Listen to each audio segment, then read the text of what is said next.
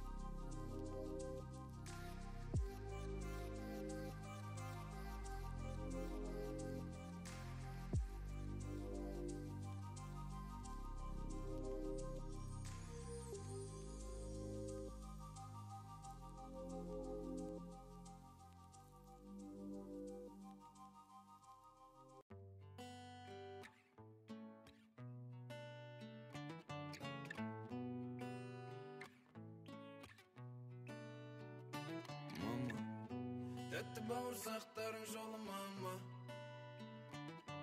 әке қалың қара қамшы менің қолым мама, әже алдым мен айраныңыздан дәм таттым, ата ұмытылмайды берген әр батаң.